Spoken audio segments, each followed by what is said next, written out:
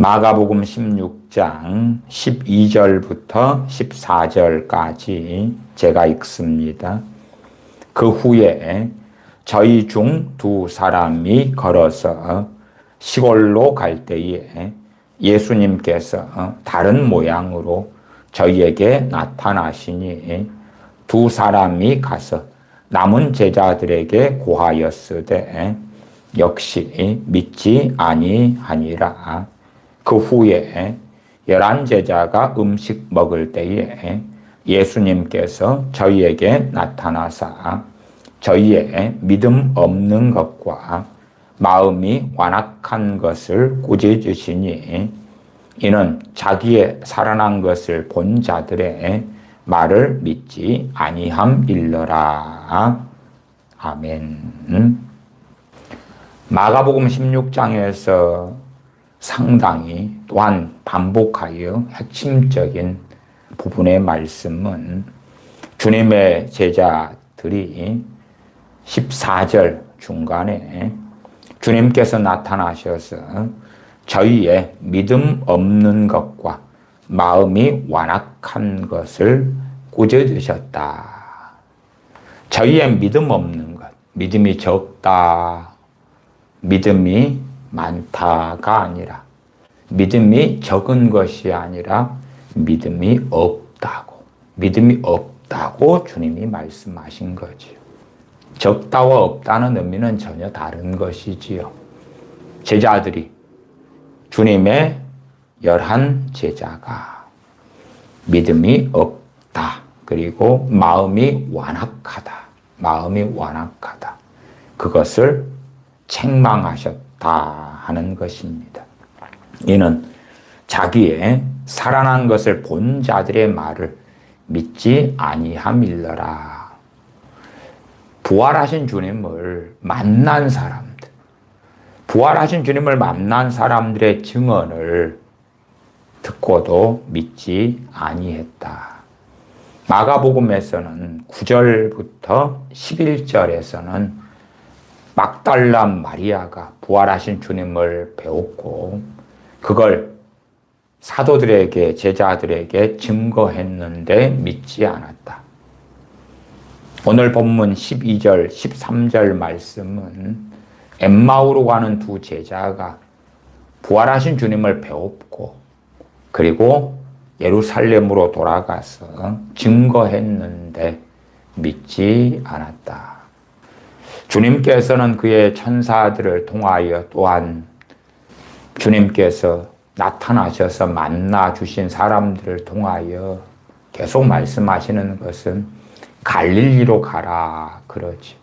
첫째는 부활하신 주님을 만났다 하는 사람들의 증언도 안 믿고 주님께서 십자가에 달리시기 전부터 또한 부활하신 다음에 천사를 통해서나 직접 갈릴리로 가라. 거기서 만나자.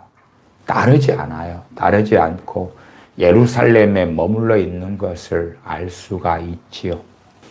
엠마오로 가는 두 제자의 말씀 16장 12, 13절을 보면 그 후에는 막달라 마리아를 만나 주신 후에 혹은 마태복음으로 할 때에 여자들을 만나 주신 후에 정확하게 그 여자들이 몇 명이었는지는 잘 모릅니다. 막달라 마리아와 또 다른 마리아, 야고보의 어머니, 요새의 어머니, 그 마리아 2명이었는지 혹은 살로메 정도를 포함한 3명이었는지는 모릅니다. 많은 마태복음은 여자들, 막달라 마리아는 필연적으로 포함된 여자들입니다. 그 부활하신 주님을 만난 여자들의 증언, 마가복음에서는 막달라 마리아와 엠마오로 가던 두 제자들이 부활하신 주님을 배웠고 증언하는 것, 그것이 나와 있습니다. 12절 그 후에 막달라 마리아를 나아가 여자들을 주님께서 부활하신 후에 만나 주시고 그 후에 저희 중 두 사람이 걸어서 시골로 갈 때 그 시골은 엠마오입니다.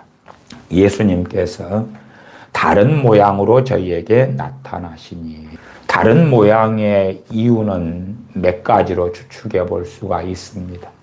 그 중에 제일 첫 번째는 당연하게 부활하신 주님이죠. 부활 전과 후가 당연히 다르다. 우리도 주님께서 재림하실 때에 우리의 이 썩을 몸이 썩지 아니할 것을 얻게 되고 취하게 됩니다. 늙어가는 몸, 병들어가는 몸이 아니니까. 제자들이 집에 있을 때에 문을 닫아놓고 잠가 놓습니다. 그런데 그 문을 여시고 오시는 게 아니라 벽을 통과해 오시는 것처럼 그렇게 들어오시고 그랬지요. 그렇기 때문에 우리가 보통 삶을 살아가고 늙어 죽고 병들고 하는 그런 몸하고는 다르기 때문에 다른 모양으로 저희에게 나타나셨다. 그렇게 말씀하시는 건 당연하죠. 주님께서는 그럼에도 불구하고 만왕의 왕 만주해 주시기 때문에 엠마오로 가는 두 제자가 주님의 부활 전에 이미 만나고 함께 동행했던 그 똑같은 모습. 물론 손과 발에는 못자국이 있고 옆구리에는 창에 찔린 게 있습니다만은 그것을 제외하고는 동일한 모습으로도 충분히 나타나시고 자기를 보이실 수 있으셨다 하는 건 당연합니다. 그들이 알아볼 수 없는 어떠한 사람의 모습으로 나타나셨을 수도 있다. 다른 모양으로 나타나셔서 너희가 믿는 그 그리스도가 성경대로 사흘 만에 죽은 지 사흘 만에 살아나야 될 것이 아니냐. 성경에 이렇게 너희가 그렇게 사랑했고 믿고 따랐던 또한 너희가 따랐던 그리스도가 죽으신 것 때문에 그리 슬퍼하는데 왜 성경은 안 보고 안 믿느냐? 교사로서 가르치시는 선생으로서 엠마오로 가는 두 제자에게 말씀을 가르치셨다. 자세히 풀어서 가르치셨다는 것을 누가복음 등을 통해서는 우리가 잘 알 수가 있습니다. 그리고 그 제자들은 구약 성경인 주님의 이 땅에 오심, 죽으심, 순환당하심과 또한 부활하심에 대하여 말씀을 믿을 것인가 믿지 않을 것인가, 말씀으로 난 믿음을 가질 것인가 가지지 않을 것인가. 그 다음에 주님께서 자신이 주님, 부활하신 주님이신 것을 명확하게 그들이 볼 수 있고 알 수 있게 해주셨다. 그렇게 말씀이 먼저, 그리고 부활하신 주님을 배웠고, 그리고 엠마오로 간 두 제자는 주님께서 호련히 사라지신 다음에 예루살렘으로 돌아가서, 그래서 13절에 두 사람이 가서 갈릴리가 아니고 예루살렘입니다. 가서 남은 제자들에게 고하였으되 역시 믿지 아니하니라. 역시, 또한이죠. 또한 역시 믿지 아니하니라. 왜 역시 믿지 아니하니라 했느냐 하면 9절에서 11절에 동일하게 믿지 않은 사건이 있기 때문에 9절로 올라갑니다. 예수님께서 안식 후 첫날 이른 아침에 살아나신 후 전에 7 귀신을 쫓아내어 주신 막달라 마리아에게 먼저 보이시니 마리아가 가서 예수님과 함께 하던 사람들의 슬퍼하며 울고 있는 중에 이 일을 고하며, 주님의 순환당하심 죽으심 때문에 울고 슬퍼해요. 거기에서 막달라 마리아가 부활하신 주님을 내가 만났다고 하며 기쁨으로 가득 차야 될 터인데, 와, 정말 주님께서 사흘 만에 부활하신다는 말씀을 기억하고 있다면, 그리고 막달라 마리아에게 만나 주셨다고 하는데, 우와, 소망으로, 기쁨으로 슬픔이 물러가고 기쁨이 차야 될 터인데, 11절 그들은 예수님의 살으셨다는 것과 마리아에게 보이셨다는 걸 듣고 듣고도 믿지 아니하니라. 듣고도 믿지 아니했다. 마리아, 막달라 마리아에게 먼저 보이신 다음에 막달라 마리아가 포함된 여자들이 주님을 또한 만납니다. 평안하뇨. 그래서 이 마가복음은 생략되어 있습니다만은 막달라 마리아에게 주님께서 승천하시겠다 하는 것을 제자들에게 알려라. 그리고 여자들로서 막달라 마리아가 포함된 여자들로서 만났을 때는 주님께서 먼저 갈릴리로 가신다. 부활하셨다. 하는 것을 알리지요. 주님의 부활을 증언하지만 안 믿는다 합니다. 실제로 그래서 우리가 예수님께서 이 땅에 오셨는데 그분이 하나님의 아들이시고 주님께서 죄인들의 죄값을 담당하시기 위하여 십자가에 달리시고 죽으시고 부활하셨다.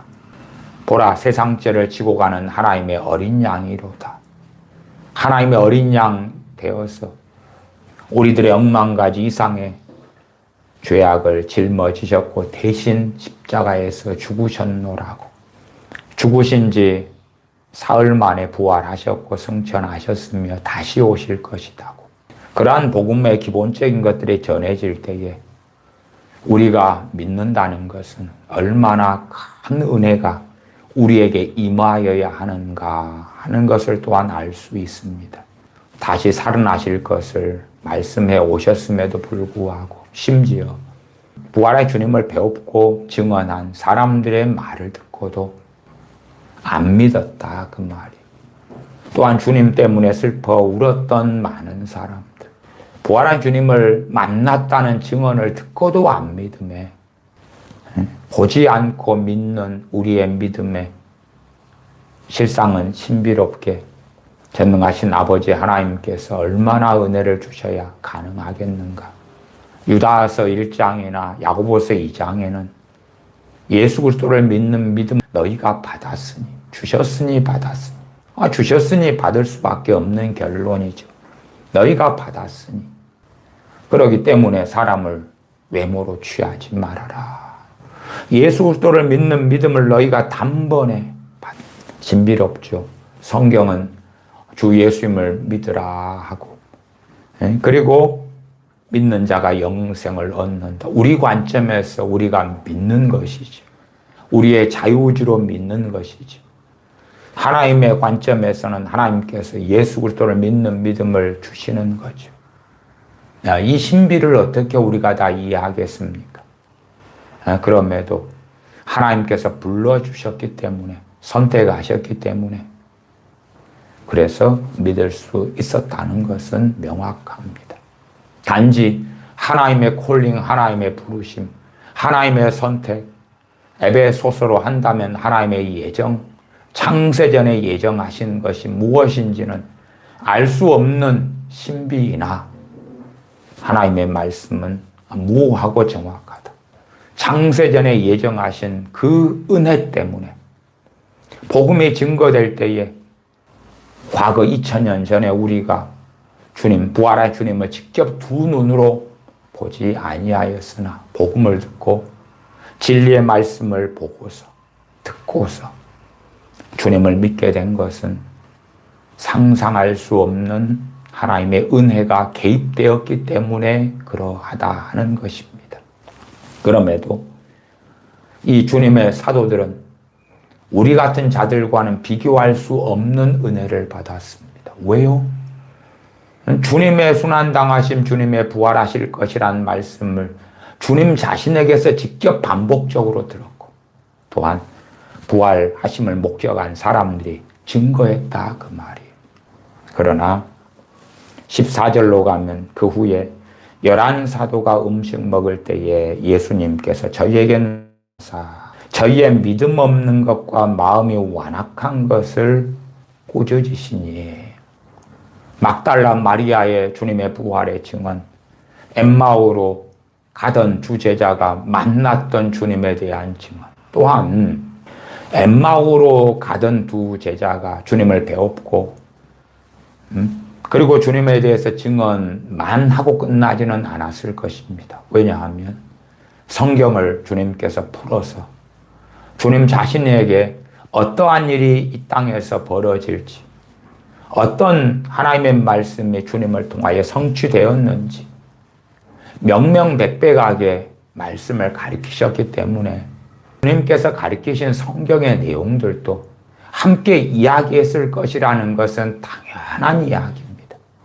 단지 자기들만 주님 가르치신 말씀을 알고 부활한 주님을 만났노라고 하고 절대 끝나지는 않았겠지요. 그러면 엠마오로 갔던 또 가는 중에 만났던 그 두 제자를 통해서 말씀을 다시금 주님께서는 가르치신 것이지요. 그렇게 말씀이 전해지고 가르쳐지고 또한 주님께서 이미 순환당하시기 전에 주님 자신의 부활을 증거하셨고 천사들을 통하여 주님을 만난 사람들을 통하여 증거하여도 끊임없이 이들은 저희의 믿음 없는 것, 마음이 완악한 것, 그 상태에 머물고 주님께 꾸짖으심을 책망을 받습니다. 얼마나 사도들이 죄악 때문에 마음이 완악해졌는지. 어떤 죄악입니까? 베드로 사도는 주님을 3번이나 저주하면서까지 부인하고 다른 사도들은 주님을 버리고 도망가죠. 그 이후로 더 심각해져 갑니다. 주님을 3번 부인한 다음에 사도 베드로가 통곡하고 울고 그것이 어떻게 회개로 연결되었겠습니까? 그렇다면 다시금 깨어있고 다시금 주님의 말씀에 순종하고 믿음이 회복되고 그런 길로 갔겠지요. 그러나 주님 부활하신 다음에도 전혀 그렇지 않았다는 것을 마가복음 16장은 계속하여 강조하지요. 그래서 11절, 13절, 14절 자꾸 반복하는 걸 알 수가 있습니다. 마가복음 16장의 포인트 중에 포인트가 이 부분이구나. 믿음 없는 것, 완악한 것. 동일하게 우리 주님 믿는 사람들이 이러한 세계 속에 사도들도 빠졌던 것처럼 얼마든지 빠질 수 있구나. 주님을 직접 뵙고도 불신앙으로 믿음 없는 것이죠. 믿음 없게 될 수도 있구나. 히브리서 말씀에도 이야기하죠. 기적과 이적을 만나고 하늘의 말씀의 능력도 체험하고 비침을 받고 그러놓고도 주님을 부인하고 배반하고 등질 수 있구나. 역사적으로 이단의 수괴들 가운데 놀라운 하나님의 능력을 체험하고 말씀의 은혜를 받고 은사들을 받고 하나님의 기적의 통로가 되고 그런 자들 가운데 상당히 이단의 우두머리, 이단의 수괴들이 나오기도 했습니다. 오히려 적그리스도가 되어서 마귀 앞잡이가 되어서 하나님의 말씀을 혼잡케 하는 그러한 이단 사이비의 것을 증거하는 자들이 많이 나왔어요. 이단 사이비의 수괴들 가운데 어떤 체험도 없고 뭣도 없고 그런 사람들도 있지만 그러나 하늘의 은사에 말씀의 능력에 참여한 바 된 자들이 상당히 많았다. 전 미국에서 필로신학교 교수로서 교회 성장학의 1인자로서 피터 와그너 교수가 신사도 운동을 2000년부터 일으켜서 내가 사도다. 그리고 또 많은 사도들이 임명했지요. 선지자들을 세웠지요. 그러면 피터 와그너 교수가 70년, 80년, 90년 때 얼마나 세계적으로 존경을 받았습니까? 그 사람은 80년대에는 많은 예수님 믿는 사람들을 세계적인 기도 네트워크를 통하여 연결해서 소위 지금 유행하는 중보기도를 하는 단체를 만들고 세계 복음화를 위하여 함께 기도하게 하고 그리고 그 후계자로 세웠던 여자 목사가 신디 제이콥스입니다. 그렇게 치유사역이 닫혀 있을 때에 그럴 때 존 인버 목사와 함께 하여서 지금도 여전히 성령의 은사들이 있고 주님께서는 그의 종들을 통하여 병든 자를 고치시기를 기뻐하시고, 또한 피터 와그너 교수의 아내 도리스 와그너는 알려진 귀신을 쫓아낸 축사 사역으로 쓰임받고, 귀신을 쫓아낸 축사 사역에 대한 책도 내고, 그런 등등으로 얼마나 세계적으로 영향력이 있었냐 그 말이에요. 그러나 결국에는 90년 중반 이후로 신사도 운동에 발동을 걸고, 그리고 그 세계적인 존경받는 석학, 그 유명한 교회 성장학의 1인자 퓰러 신학교의 그 유명한 교수가 무수히 많은 책을 써서 베스트셀러 작가가 되고 존경받던 그 사람이 신사도 운동에 태동을 시켰지요. 그리고 살다가 갔지요. 얼마나 어리석은 인생들이. 11절 그들은 예수님의 살으셨다는 것과 마리아에게 보이셨다는 걸 듣고도 믿지 아니하니라. 13절 두 사람이 가서 남은 제자들에게 고하였으되 역시 믿지 아니하니라.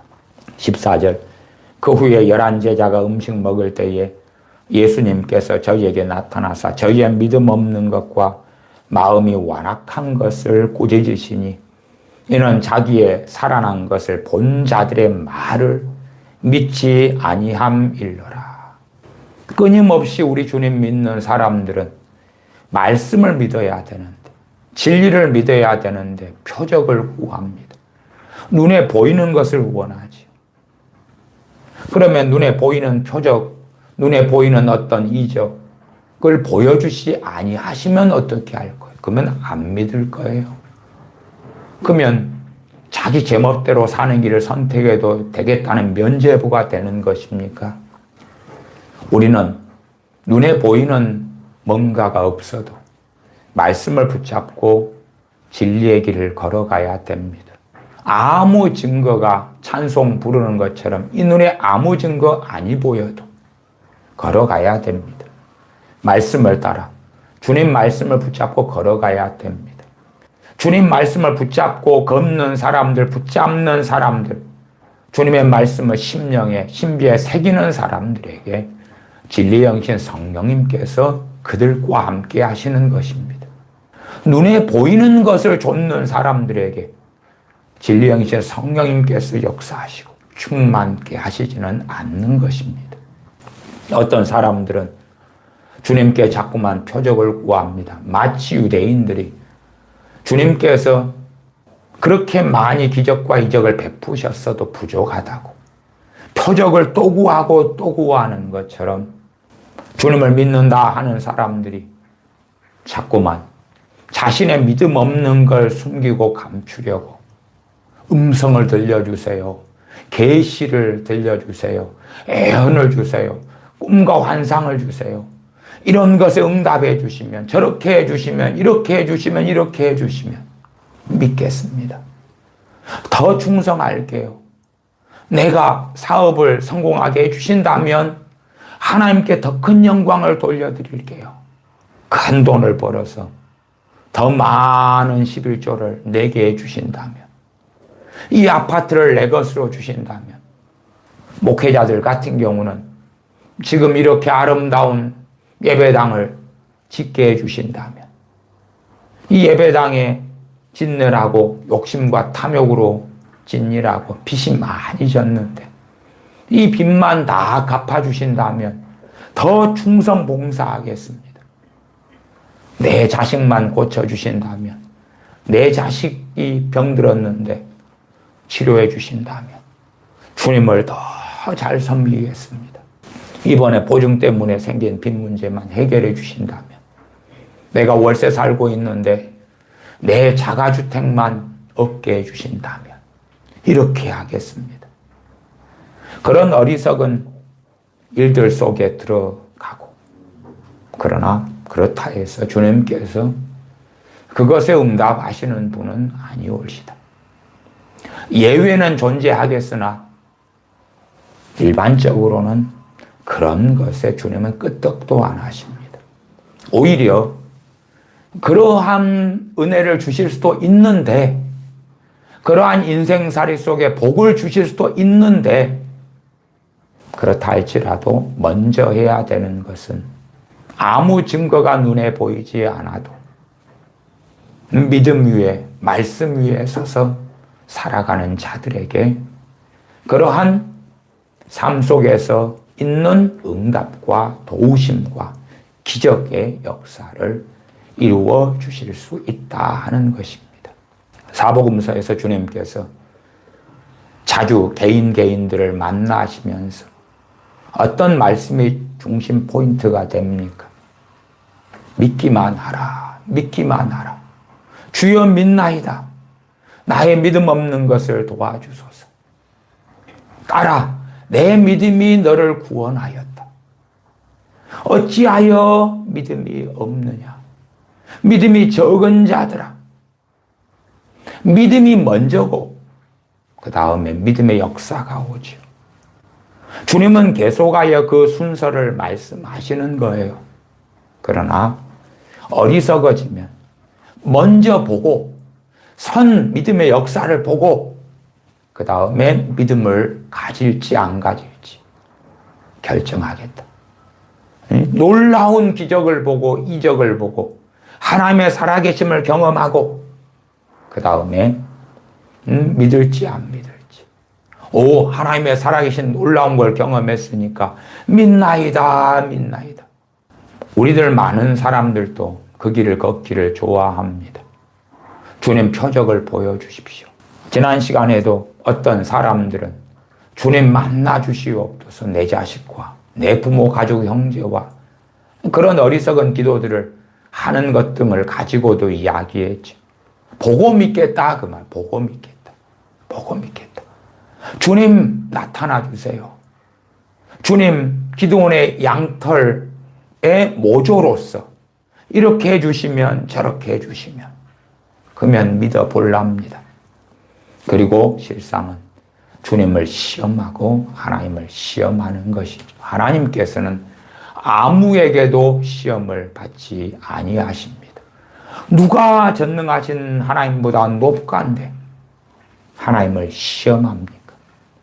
우리의 구원을 위해서 전능하신 아버지께서 또한 우리 주님께서 얼마나 값비싼 대가를 지불하셨는데 오히려 내가 주님 믿어주는 것이 대단한 일인 것처럼 착각하여 이렇게 해주시면 저렇게 해주시면 내가 믿어줄게요. 소위 한 영혼이 천하보다 귀하잖아요. 그러면 내 자식 좀 구원해 주시려면 내 자식의 인생과 삶에 이렇게 구원은 하나님의 뜻 아닙니까? 내 자식 구원받는 거 얼마나 전능하신 하나님 편에 볼 때에 바라고 소망하는 것 아닙니까? 그러면 기도할게요. 내 자식 구원시키기 위하여 주님이 이렇게 아버지 하나님께서 저렇게 요렇게 해 주셔야지 마음을 열고 구원받을 수 있을 거 아닙니까? 제가 오늘 국민일보 봤더니 국민일보에 그런 만화컷들이 있더라고요. 그런 난이 있어요. 그래서 어떤 만화컷에 어떤 사람이 굉장히 강팍한 사람이 있어요. 그 사람한테 이제 용서를 던져요. 용서를. 그 사람한테 용서를 주는 거겠죠. 근데 용서를 돌멩이처럼 표현한 것 같아요. 그래서 용서라는 그것을 딱 던져요. 근데 굉장히 강팍한 사람이 용서를 한테 딱 맞고 그 강팍한 것이 깨지는 거예요. 그 만화가. 국민일보 오늘 본 만화가. 용서라는 게 깨지면서 사랑이 충만한 사람이 되는 거예요. 마치 그것이 진리고 성경인 것처럼 만화를 그려놨지요. 그 과거 DJ 정권 김대중 씨가 북한에게 햇볕 정책으로 퍼주면 그 북한에 악랄했던 것, 그 강팍했던 것, 그것이 부들부들 녹아가지고 야, 우리는 평화통일을 원해요. 종전 선언을 할게요. 대한민국과 하나 될게요. 대한민국을 사랑할게요. 핵무기를 내려놓을게요. 전쟁 일으키는 야욕을 버릴게요. 그렇게 될 것이라고 거짓 선전을 해왔고 여전히 지금도 종북주의자들은 그러고 있는 것처럼 그런 가치관으로 마치 성경이 되어 있는 것처럼 생각하지. 그럼 마가복음 16장 14절에도 주님께서 제자들이 11제자들이 믿음 없고 마음이 완악한 것을 꾸짖으시니 그렇게 안 하고 위로해 주시니 얼마나 너희들이 힘들었니? 얼마나 아팠니? 얼마나 괴로웠니? 얼마나 너희가 괴로웠간데 내가 부활했다는 것을 만난 사람들의 증언도 안 믿었었니? 너희가 아팠겠구나, 슬펐겠구나, 통곡했구나. 마음에 너무나 큰 아픔이 있었지. 정신적 외상이 있었지. 내가 안아줄게. 내가 너희를 축복해 주마. 내가 이제는 너희와 함께 해주마. 위로해 주마. 그렇게 나와야지 그런 만화, 기독교 만화라고 하는 그 거짓말, 사랑 타령을 하는 그 어리석음, 그것이 이루어지겠지요. 그래서 와 봐봐라 우리가 옳지 않느냐. 신약 성경을 확인하시면서 나아가 구약 성경을 보시면서 하나님은 태초부터 사랑이십니다. 그러나 우리가 원하는 그 포퓰리즘적인 사랑, 인본주의 사랑, 어와둥둥 내 사랑아, 그렇게 하시는 것이 어디서 발견이 됩니까? 얼마나 발견이 됩니까? 그렇게 해석할 수 있는 몇몇의 부분이 보일지 몰라도 혹여 아나니아와 삽비라에게 어와둥둥 내 사랑아 그럽니까? 아니면 위선적인 행동을 한 게바 베드로 사도에게 사도 바울이 어와둥둥 내 사랑아 그럽니까? 책망을 하지요. 책망을. 얼마나 많이 갈라디아 교회들에게 사도 바울은 갈라디아서를 통하여 책망합니까? 책망합니까? 심지어 다른 복음을 전하는 자들은 저주를 받을지어다. 저주를 선언합니다. 고린도 교회에 대해서는 고린도 후서에 회개치 아니한 자들에 대하여 내가 다시 가면 용서하지 아니하리라 선언을 합니다. 그러한 것들을 계속하여 반복하여 보지요. 물론 고린도 후서에서는 하나님의 뜻대로 회개한 자들에 대하여 하나님 뜻대로 근심하여 회개한 자들에 대하여 위로하는 것을 볼 수 있기도 합니다. 그러나 누구에게 나 위로가 아니죠. 고린도 전서에서 사도 바울은 이러이러한 자들, 믿는 자들이라고 하는데 악한 자들, 이러이러한 악한 자들은 내어 쫓으라, 쫓아내버리라. 고린도 전서 13장은 사랑은 오래 참고 나오지 않습니까? 그러나 고린도전서 5장에는 그 악한 자들, 믿는다고 하는데 악한 자들, 고린도 교회 안에 있는 악한 자들에 대하여 사랑은 오래 참고 모든 것을 믿으며 견디며 그렇게 하는 대상이 아닌 것을 명확히 보여주는 거예요.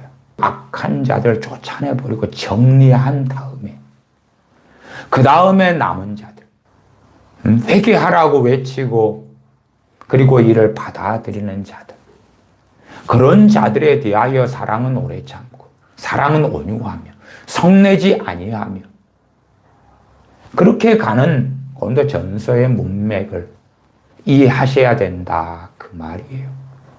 주님께서 왜 11사도를 사랑하지 않으셨겠습니까?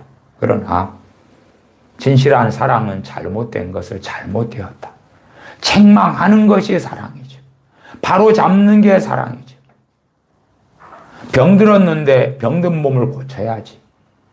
그런데 병들었는데 괜찮다고 그대로 쭉 잘못된 생활 습관을 가지고 건강하지 않은 나쁜 음식을 먹고 살아도 앞으로도 건강하게 될 것이라는 거짓말을 하는 의사가 있다면 그는 잘못된 사람이죠. 잘못된 하나님에 대하여 증거하고 가리키면 사람들의 망상은 커지고 높아지고 그리고 악행으로 달려가는데도 담대할 수 있는 거예요. 그런 잘못된 하나님에 대하여 교회 학교 같은 데서는 어릴 때부터 가르쳐요. 어릴 때부터. 그렇기 때문에 악에 담대해진 우리의 자녀들이, 청소년들이, 청년들이 자기의 정욕을 따라 세상으로 달려가게 되어도 아무렇지도 않아요. 하나님을 두려워하지 않아요. 하나님의 진노, 하나님의 징벌에 대하여 두려워하지 않아요. 왜? 그래도 괜찮으니까.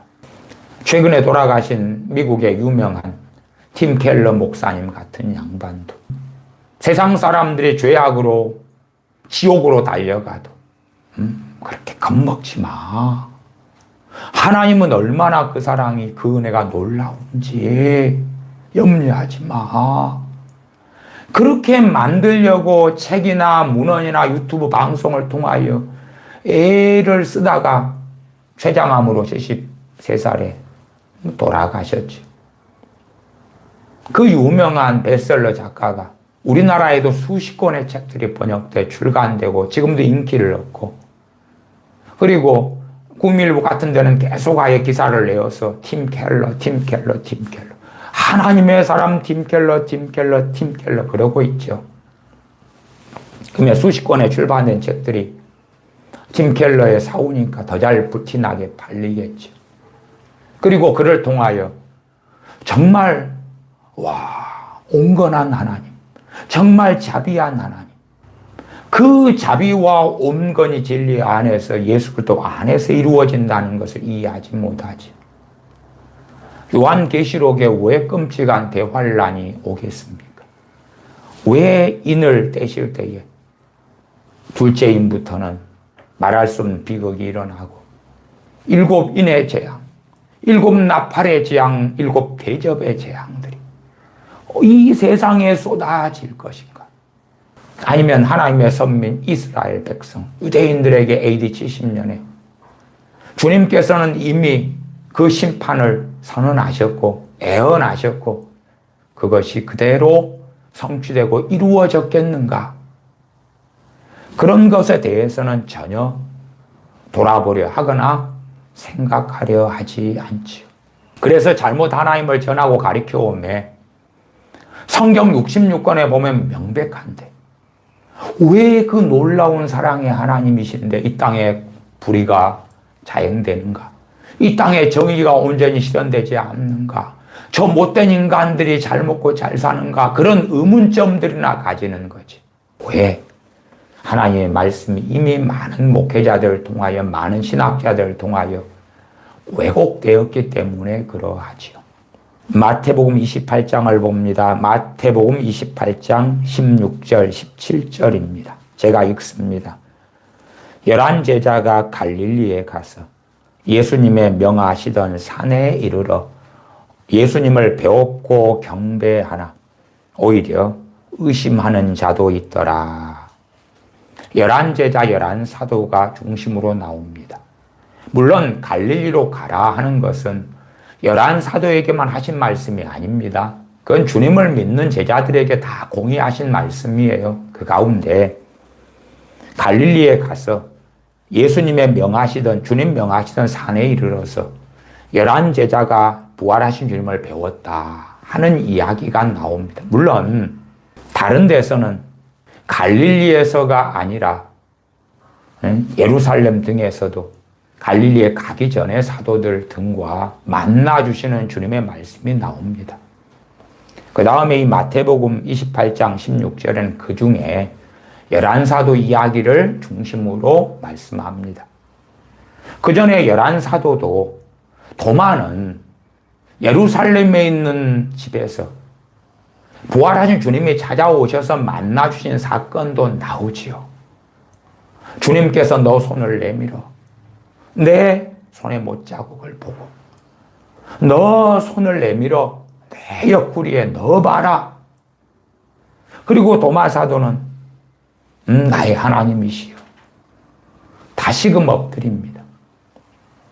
그럼에도 도마 사도인지 다른 사도인지는 나와 있지 않지만 나중에 어느 때에 갈릴리에 가서 주님의 명하시던 산에 이르러 주님을 배웁는데 17절 예수님을 배웁고 경배하나 오히려 의심하는 자도 있더라.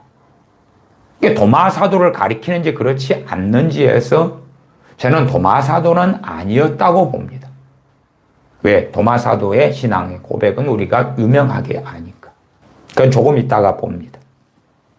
주님의 다른 11사도 가운데 누군가가 그러겠죠. 오히려 의심하는 자도 있더라.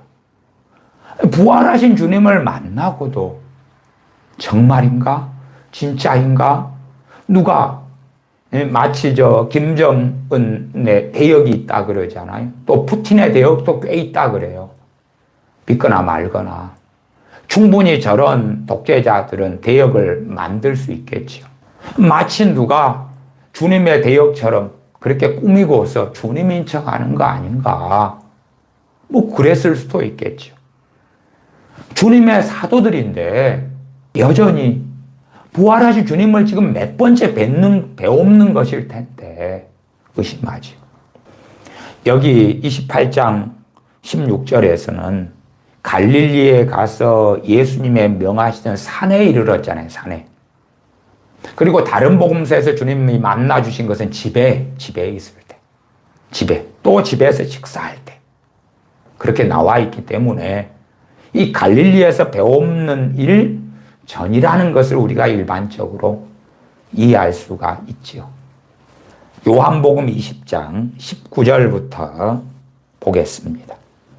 이날 곧 안식 후 첫날 저녁 때에 제자들이 유대인들을 두려워하여 모인 곳에 문들을 닫았더니, 문들을 닫았다 그러면 잠갔다 이렇게 이해할 수가 있겠지요. 예수님께서 오사 가운데 서서 가라사대 너희에게 평강이 있을지어다. 너희에게 평강이 있을지어다. 이 말씀을 하시고 손과 옆구리를 보이시니 12제자 중에 하나인 디두모라 하는 도마는 예수님 오셨을 때 함께 있지 아니한지라.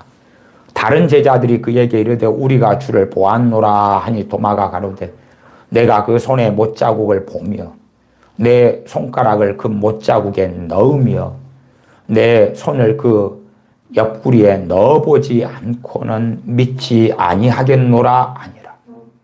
얼마나 강팍합니까? 얼마나 도마사도가 강팍합니까? 우리는 도마사도가 주님을 이제는 믿습니다. 신앙 고백하는 그 장면만 생각하는데 사도잖아요. 사도잖아요. 끊임없이 주님의 부활을 증거하고 도마사도 빼놓고 10사도가 주님을 만났다고 해도 안 믿어요. 내가 직접 주님의 못자국에 손을 넣어봐야 되겠어. 그의 옆구리에 넣어봐야 되겠어. 그렇지 않고는 안 믿겠어. 안 믿어.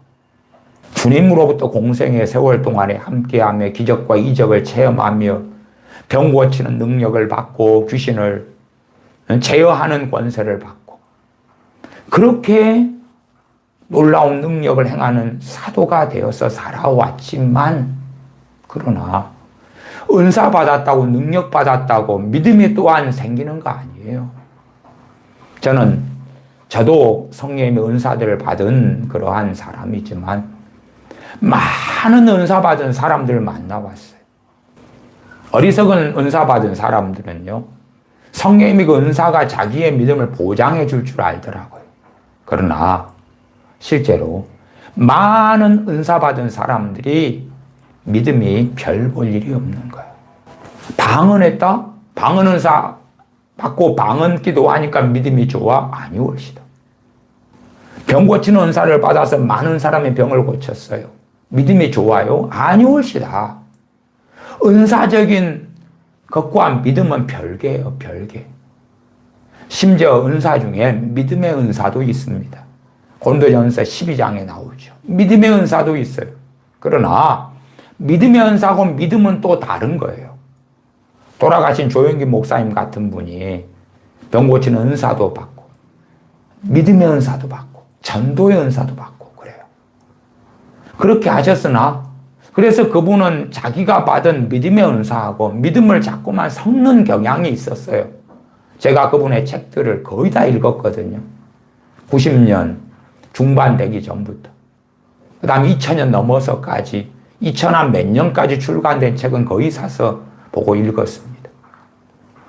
그리고 여러 설교를 들었을 때에 제가 보기에는 믿음의 은사와 믿음을 자꾸만 섞어 혼용했어요.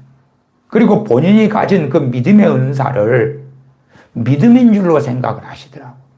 그건 은사적인 믿음하고 그리고 주님께서 요구하시고 말씀하시는 믿음하고는 다릅니다. 어찌되었든 은사받은 많은 사람들의 경우에 자기들은 성령의 은사를 받았기 때문에 믿음이 있노라고 착각들을 하시는 경우가 많더라. 그러나 실제로 믿음이 별 볼 일 없는 많은 사람들이 있어요. 전에 제가 전도의 은사를 설명할 때 그런 분의 예화를 들기도 했습니다. 어떤 분이 전도 은사를 받았어요. 전도의 은사도 개인 전도의 은사, 또 군중에 대한 대중 집회로서의 전도의 은사 등등이 좀 실제로 다양합니다. 그 중에서 그분은 개인 전도의 은사를 받았어요. 그러면 이제 그 여자분은 아줌마인데 미장원에 머리를 하러 가면 앉아서 자연적으로 주님에 대한 전도가 되는 거예요. 전도가. 주님 믿으라고. 전도가 되는 거예요. 택시를 타면 전도가 되는 거예요. 전도가 술술술 나와요. 거미가 있으면 이 엉덩이에 거미줄을 잡으면은 거미줄이 술술술 나오잖아요.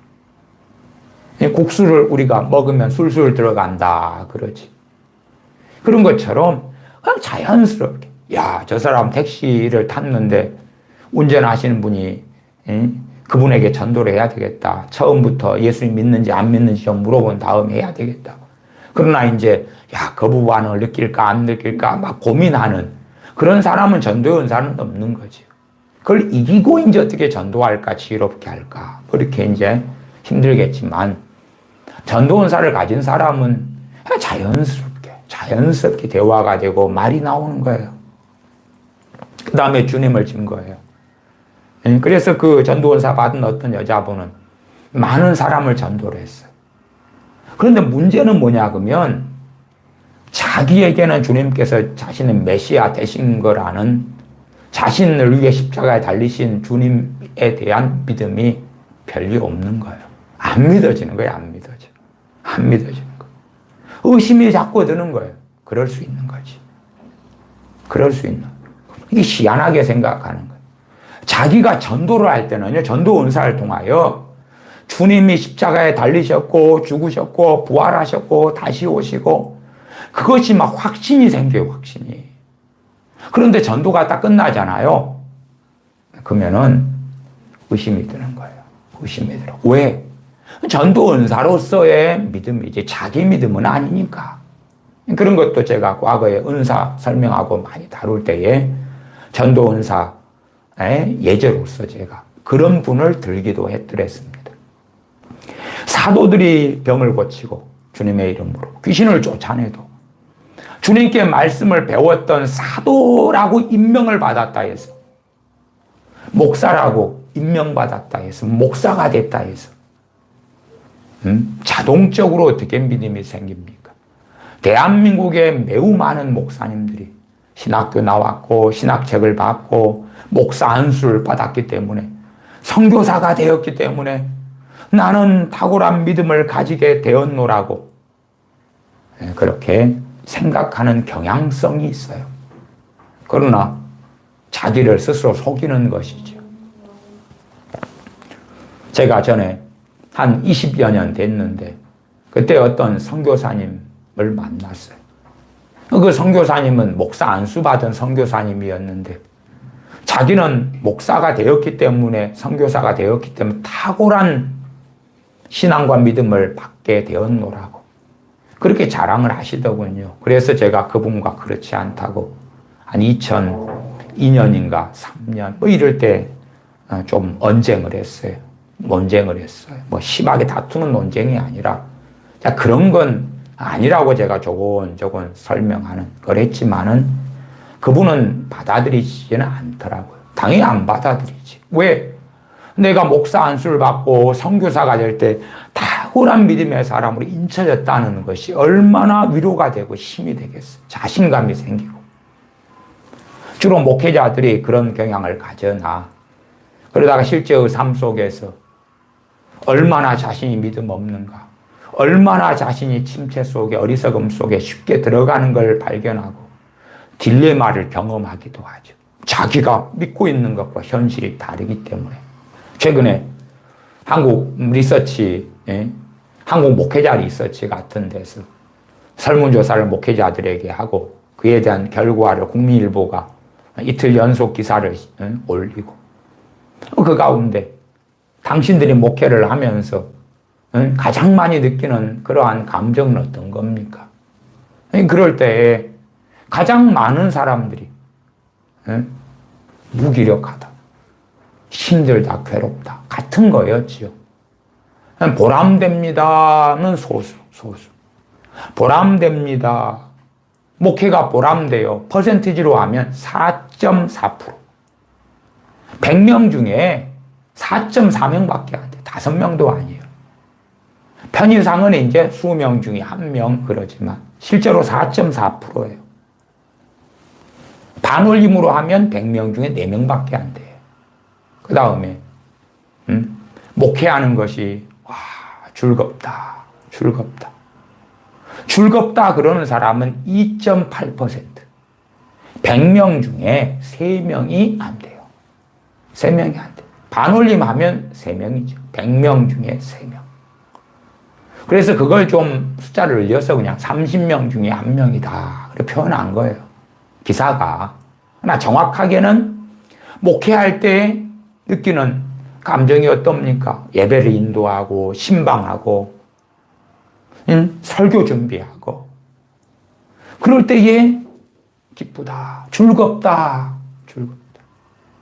2.8%.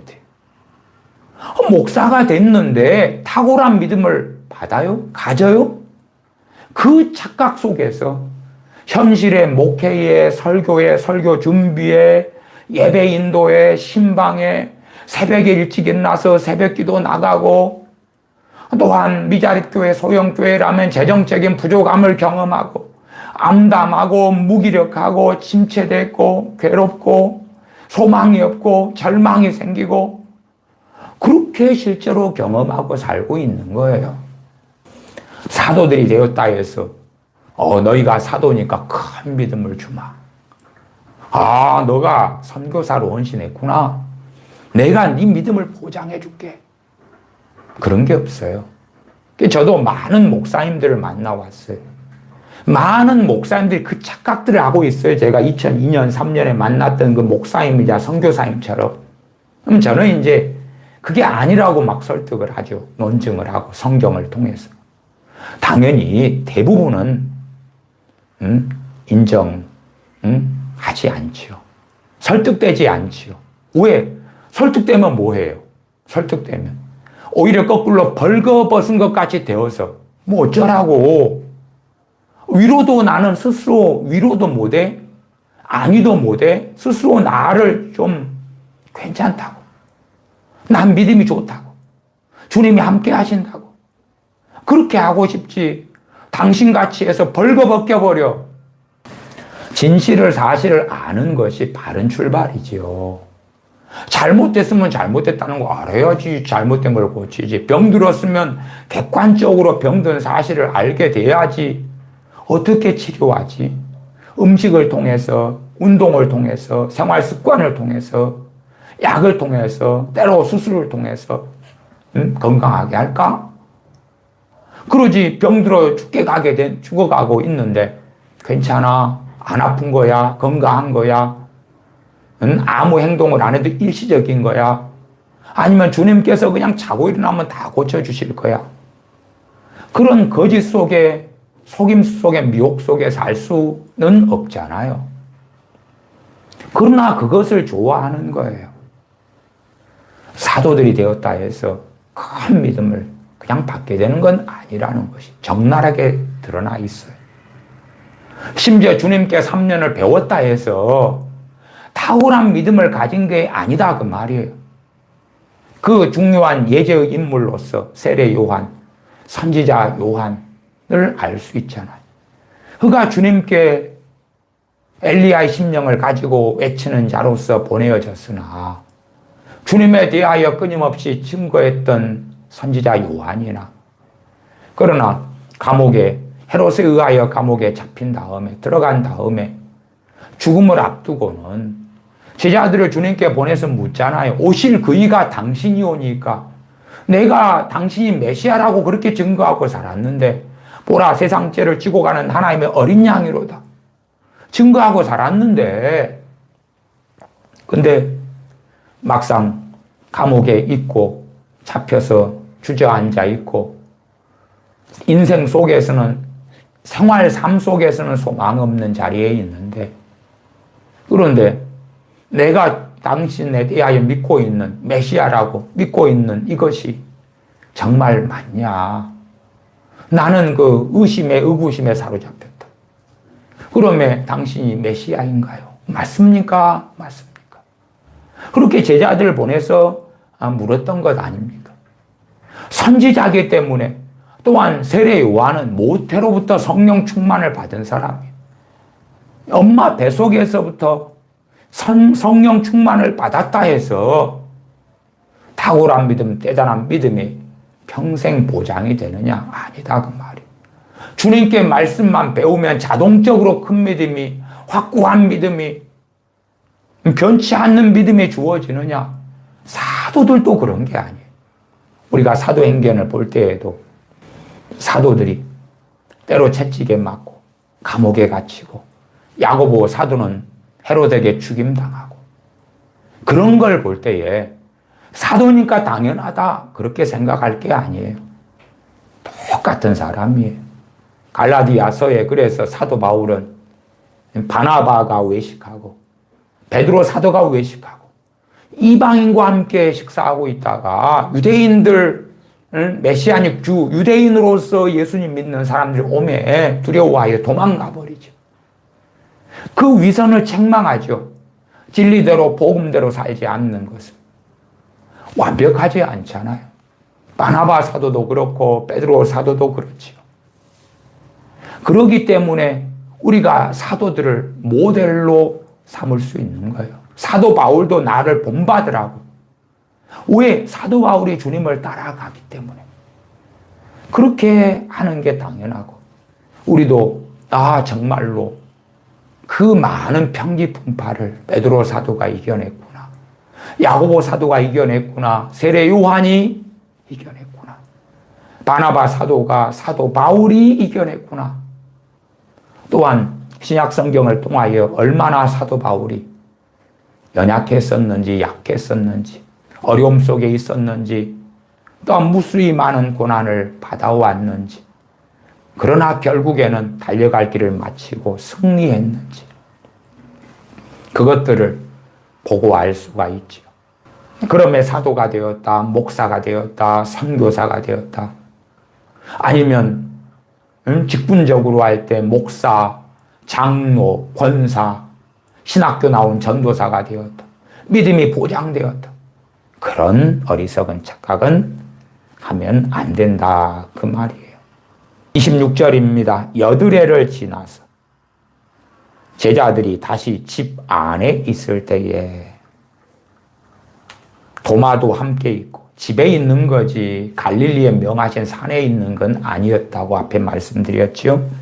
도마도 함께 있고 문들이 닫혔는데 예수님께서 오사 가운데 서서 가라사대 너희에게 평강이 있을지어다 하시고, 27절 도마에게 이르시되 내 손가락을 이리 내밀어 내 손을 보고 내 손을 내밀어 내 옆구리에 넣어보라. 그리하고 믿음 없는 자가 되지 말고 믿는 자가 되라. 도마가 대답하여 가로되 나의 주시며 나의 하나님이시니이다. 예수님께서 가라사대 너는 나를 본고로 믿느냐? 보지 못하고 믿는 자들은 복되도다 하시니라. 보지 못하고 믿는 자들이 복되다. 보지 않고 믿는 자들이 받는 복이 있고 받는 상급이 있다. 그런 뜻이지요. 보고 믿는 자들과 보지 않고 믿는 자들의 믿음에서 어느 게 더 위대하냐? 당연하지요. 보지 않고 믿는 자들의 믿음이 더 위대하지요. 누가복음입니다. 누가복음 24장입니다. 누가복음 24장 13절부터 엠마오로 가는 두 제자에게 나타나신 주님에 대한 말씀을 읽어갑니다. 13절 그날에 저희 중 둘이 예루살렘에서 25里 되는 엠마오라 하는 촌으로 가면서 그날은 어떤 날입니까? 위에 12절에 보시면 베드로는 일어나 무덤에 달려가서 굽으려 들여다보니 세마포만 보이는지라 그 된 일을 기이 여기며 집으로 돌아가니라. 여기에 베드로 사도는 예루살렘에 머물러 있는 것 등을 우리가 알 수가 있겠죠. 천사들의 증언을 받았던 여자들이 베드로 사도나 사도들에게 주님의 무덤에 주님의 시신이 없더라. 또한 천사들이 이렇게 말했다. 주님 부활하셨다고, 또한 갈릴리로 가라고. 그런 것을 전했을 때 베드로와 요한 사도가 무덤으로 달려갔다 그랬죠. 그 안식 후 첫날을 이야기한 거죠. 13절 그날에 안식 후 첫날이죠. 주일이죠. 저희 중 둘이, 저희 중 그 말은 주님 믿는 제자 중에 둘이. 물론 이 둘이 사도란 이야기는 아닙니다. 주님을 믿는 자 중에 둘이. 예루살렘에서 25里 되는 엠마오라는 촌으로 가면서 이 모든 된 일을 서로 이야기하더라. 저희가 서로 이야기하며 문의할 때에 예수님께서 가까이 이르러 저희와 동행하시나 저희의 눈이 가리워져서 그인 줄 알아보지 못하거늘. 가리워져서. 예수님께서 이르시되 너희가 길 가면서 서로 주고받고 하는 이야기가 무엇이냐 하시니 두 사람이 슬픈 빛을 띠고 머물러 서더라. 그 한 사람은 글로바라 하는 자가 대답하여 가로되 당신이 예루살렘에 우거하면서 그일 거기서 된 일을 홀로 알지 못하느뇨. 가라스 때 무슨 일이뇨. 가로되 나사렛 예수님의 일이니 그는 하나님과 모든 백성 앞에서 말과 일에 능하신 선지자여. 우리 대제사장들과 관원들이 사형 판결에 넘겨주어 십자가에 못 박았느니라. 우리의 신앙 고백 사도 신경에서는 본디오 빌라도에 의해서 그렇다. 그건 행정적 법적인 판결이 그렇고. 그러나 이 모든 걸 주동했던 자들은 대제사장들과 관원들이었다는 것은 확연하죠. 이 관원들은 당연히 산헤드린 공회원들이 중심이 되지요. 21절 우리는 이 사람이 이스라엘을 구속할 자라고 바랐노라. 그래서 앞에는 선지자 연을 한 다음에 우리는 이분이 이스라엘을 구속하실 분, 구원하실 분, 이분이 메시아인 줄로 바랬노라. 이뿐 아니라 이 일이 된 지가 사흘째요. 또한 우리 중에 어떤 여자들이 우리로 놀라게 하였으나 어떤 여자들이 우리를 놀라게 했다. 이는 저희가 새벽에 무덤에 갔다가 그의 시체는 보지 못하고 가서 그가 살으셨다 하는 천사들의 나타남을 보았다 합니다. 천사들의 나타남을 보았다. 천사들이 주님 살아나셨다고 증거했다 그 말이죠. 그리고 주님께서 먼저 갈릴리로 가신다고 하신 주님께서 이미 하신 말씀을 또다시 반복하죠. 이 두 제자가 주님의 부활에 대하여 증언을 받았다 그 말이. 그러나 안 믿었지요. 안 믿으니 여전히 두 제자는 뭐 하고 있었어요? 슬퍼했다. 슬퍼했어요. 그리고 엠마오로 가지 갈릴리로 가지 않잖아요. 24절 또 우리와 함께한 자 중에 두어 사람이 무덤에 가 과연 여자들의 말한 바와 같음을 보았으나 예수님은 보지 못하였느니라 하거늘. 두어 사람이 누굽니까? 베드로와 요한 사도죠. 그까지 다 지금 만나고 경험한 다음에 그 다음에 엠마오로 가는 것이며, 지금 주님을 믿는 제자들이 예루살렘에 머물러 있는 정도는 추정이 알아볼 수가 있지요. 33절을 미리 보면 두 제자가 주님 배운 다음에 곧 그 시로 일어나 예루살렘에 돌아가 보니 11 사도와 및 그와 함께한 자들이 모여 있어. 예루살렘에서 모여 있잖아요. 예루살렘. 25절입니다. 가라사대 미련하고 선지자들의 말한 모든 것을 마음에 더디 믿는 자들이여. 책망을 하지. 야, 그래도 너희가 사랑하는 주님 돌아가셔서 슬프겠구나, 힘들겠구나, 아프겠구나. 그게 아니라 천사들이 증거했고 가장 그것보다 중요한 증거는 이미 성경에 선지자들을 통하여 증거되었다 그 말이에요. 성경에 나와 있는 거예요. 말씀으로 증거된 거예요. 천사들이 이렇게 말했다, 천사들이 이렇게 말한 것을 우리가 들었다라고 여자들이 말한 걸 넘어서서 성경에 이미 기록된 거예요. 26절 그리스도가 이런 고난을 받고 자기의 영광에 들어가야 할 것이 아니냐 하시고 이에 모세와 및 모든 선지자들의 글로 시작하여 모든 성경에 쓴 바 자기에 관한 것을 자세히 설명하시니라. 저희에 가는 촌에 가까이 가매 배단이지요. 예수님은 더 가려 하는 것 같이 하시니 저희가 강권하여 가려도 우리와 함께 유하사이다. 우리와 함께 머물러 주세요. 때가 저물어 가고 날이 이미 기울었나이다 하니 이에 저희와 함께 유하러 들어가시니라. 주님께서는 베다니 촌에 가까이 갔는데 지나가시려고 하시는 걸로 보여서 이 두 제자가 주님을 모셔드리죠. 영접하고 초청하지요.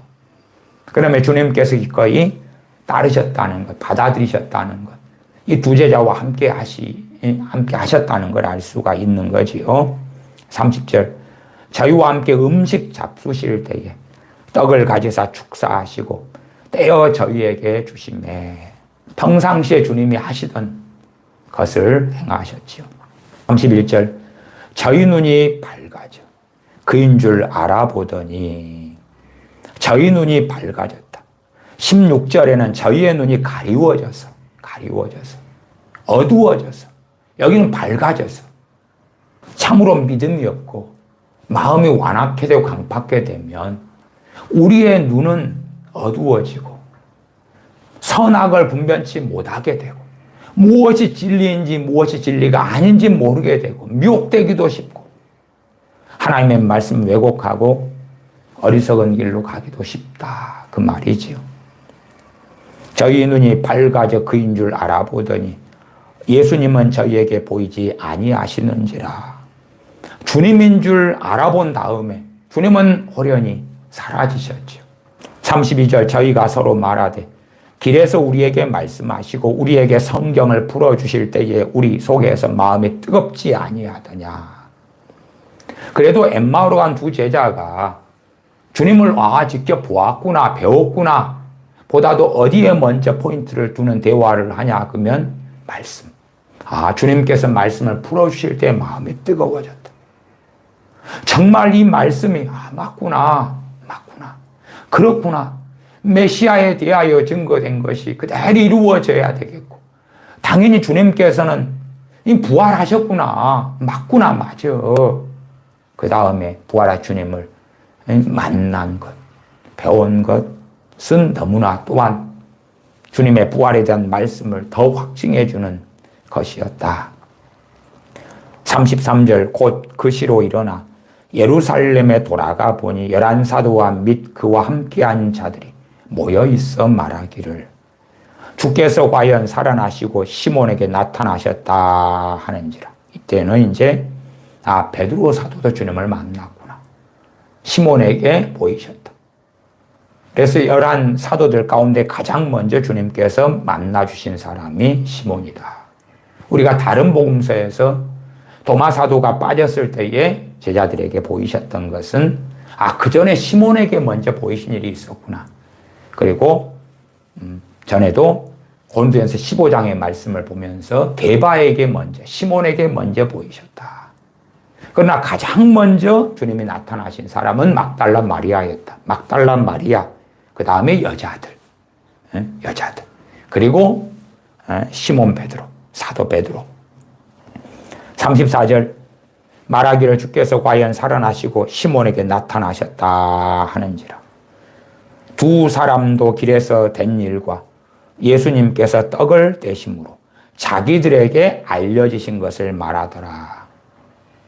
그러면은 두 사람이 예루살렘에 도착해서 사도들과 함께 또한 주님을 믿던 사람들, 이 33절에 보시면 하반에 11사도와 및 그와 함께한 자들, 11사도 말고 함께한 자들이 있었다 그 말이죠. 거기에서 두 제자가, 엠마로 가던 두 제자가 주님 배운 것을 이야기하니까 베드로 사도도 주님 만났더라 그 이야기를 했다 그 말이에요. 그 다음 다시 마가복음 16장으로 돌아옵니다. 마가복음 16장 13절이죠. 돌아와 봅니다. 두 사람이 가서 남은 제자들에게 고하였으되 역시 믿지 아니하니라. 자, 그러면 마가복음에서 생략했지만 우리가 누가복음을 보니까 이 두 제자가 말하기 전에 먼저 누가 말했어요? 베드로 사도가. 베드로 사도가 주님 만났다고 증거했다 그 말이죠. 사도들이 얼마나 안 믿어요. 여기 마가복음에서는 베드로 사도 시몬에게 만나주신 것은 빠져있고, 그러나 이 두 제자가, 두 사람이 가서 남은 제자들에게 고하였을 때 역시 믿지 아니하니라. 그리고 다시 14절에 보면 그 후에 11제자가 음식 먹을 때 예수님께서 저희에게 나타나사 저희의 믿음 없는 것과 마음이 완악한 것을 꾸짖으시니. 얼마나 완악하고 얼마나 강팍하냐. 방언 좀 맞았다고 그렇게 믿음이 생깁니까? 어떤 사람들은 내 자식 방언 은사 좀 받게 도와주세요. 방언 은사 받을 수 있지. 방언 은사 받았다고 탁월한 믿음이 됩니까? 아니에요. 방언 은사 안 받은 사람들보다 방언 은사 받은 사람의 믿음이 더 좋습니까? 전혀 네버. 물론 방언 은사는 상당한 표적적인 은사에 속합니다. 기도의 은사지만, 영으로 하는 기도의 은사지만 또한 표적적인 은사에 속하기도 합니다. 그러나 보면 믿습니까? 본다고 믿습니까? 그렇지 아니하죠. 대한민국에도 과거에 광우병 선동, 사드 선동, 그다음 지금은 일본의 방사능 오염수, 그다음 처리한 처리수, 그 처리수 때문에 얼마나 극심한 선동이 일어납니까? 전에 2011년 3월에 후쿠시마 원전 사고가 있었잖아요. 그 다음에 그때 이후로 이제 3월이니까 이미 12년이 지났습니다. 12년. 그러면 실제로 후쿠시마 원전에 정말 핵폐수, 오염수가요, 그때에 어마어마하게 방류됐습니다. 진짜 오리지널 핵폐수가요. 해일이 일어나고, 원전 사고가 일어나고, 해일을 통해서 사람이 많이 죽었지만 후쿠시마 원전 사고를 통해서는 아무도 안 죽었습니다. 그러나 정말 우리가 당시 2011년에 뉴스를 봤잖아요. 핵폐수가 어마어마하게 흘러갔어요. 어마어마하게. 그리고 이제 그 핵폐수가 태평양을 돌았는데, 주로 태평양을 돈 다음에 하와이에 먼저, 미국 쪽에 먼저, 그 다음에 이것이 4, 5년이 지나야지 한반도 쪽으로 옵니다. 당연하게 지금 5년이 넘게 지났는데 진짜 한반도에 왔지요. 실제로요. 과거의 핵폐수가 어마어마하게 2011년부터 밖으로 그냥 처리할 여력도 없고 시간도 없고 그런 상황에 쏟아졌던 것에 지금의 핵폐수도 아니고 처리수는 1000분의 1밖에 안 돼. 1000분의 1. 그걸 가지고 선동을 해요. 사실은 수산물에 문제가 생기려면 2011년 3월부터 그냥 핵폐수가 막 쏟아져 나왔어요. 어떻게 처리할 여유도 여력도 없을 때, 그러면 2014년, 15년부터는 대한민국에서 먹는 해산물에, 수산물에, 물고기에, 어패류에 문제가 진작 있었어야 돼. 오히려 지금의 처리수는 객관적으로 삼중수소만 처리가 안 되고 남는데, 그것도 물속에 방류하면 거의 뭐 몇 프로 빼놓고는 다 사라집니다. 한 20%만 남는다든가. 그 다음에 그것도 어마어마한 바닷물에, 태평양 물에 의해 희석이 돼버리죠. 그리고 그것도 한 30년을 걸쳐서 방류를 해요. 그게 중요한 게 아니고 사실은 계속하여서 바다의 오염의 정도를 측정할 수밖에 없는 건 그 전에 어마어마한 양이 처리가 되지 않고 이미 방류가 돼 쏟아져 나왔었어요. 2011년 3월부터. 그 문제가 어떻게 대한민국의 수산물에 일어났는가. 그러나 계속 조사를 해왔잖아요. 문제가 없다고. 문제가 없다고. 그러니까 광우병 선동, 사드 선동, 그런 것과 똑같은 거예요. 피해는 사드 선동 때는 성주의 농가들이 받았고, 광우병 때는 그에 관련된 사람들이 받았고, 이 광우병이니까 축산물, 수입업자들. 지금은 이제 수산물, 저런 어부들, 어민들이나 이런 판매하는 사람들이 그 피해를 고스란히 다 받고 있는 거죠. 그러니까 그들을 이용해 먹는 거예요. 어민들아, 수산물 판매자들아, 가만히 있으면 안 돼. 벌떼처럼 일어나. 객관적인 사실이 있고 정보가 있어도 국민들은 선동되면 안 믿는 거예요. 안 믿어. 인정하지 않아요. 광우병 선동하는 그 주동자들 가운데서도 반성하고 돌이키는 사람은 극소수에 불과합니다. 사드 선동을 해놓고 돌이키고 반성하는 자들은 극소수에 불과해요. 지금도 후쿠시마 오염수, 처리수인데, 지금의 오히려 처리수는 명백하게 몇 단계를 거쳐 밝히고 다 밝히지요. 사실은 그 문제는 아무것도 아니에요. 인체에 유해한 정도도 아니고, 대한민국의 이 원전 처리수는 그 삼중수소는 10배가 된 걸 방류하고 있어요. 가장 위험한 것 중에 하나는 중국의 원자력 발전소에서 핵 처리수는 밝혀지지 않아요. 어느 수준에서 하는지. 그러나 기본적인 자료는 지금 일본에서 오염수 처리수의 50배의 삼중수소입니다. 그 외에 중금속이나 여러 가지 잔류된 위험한 이런 물질들은 얼마나 쏟아지는지 중국은 밝히지 않잖아요.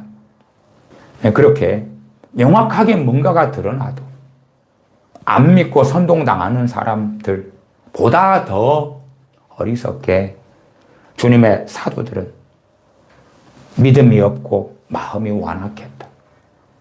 우리가 목사라도 신앙 연수를 자랑할 수 있고 장로 권사로 신앙 연수와 직분을 자랑할 수 있을지 몰라도 내가 성가대장을 했고 내가 구역장을 했고 내가 셀리더를 했고 내가 인도자를 했고 그걸 자랑할지 몰라도 그러나 그것이 우리의 믿음을 전혀 보장해 주지 못합니다. 말씀 위에 서느냐?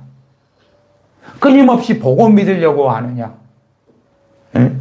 말씀의 근거에서 말씀 위에 믿음 위에 굳건히 서느냐? 그렇지 않으면 여러 가지 환경이 요동치는 문제들, 여러 가지 시험을 만날 때에 흔들리고 얼마든지 자빠지고 넘어질 수 있게 되는 것입니다. 기도하겠습니다. 하나님의 말씀에 뿌리 내리는 사람, 말씀 위에 서는 사람, 말씀 위에 서서 날이 갈수록 믿음이 충만해지며 믿음이 더해지는 복된 자녀들이 되게 하여 주시옵소서. 우리 주 예수님의 이름으로 기도하옵나이다. 아멘.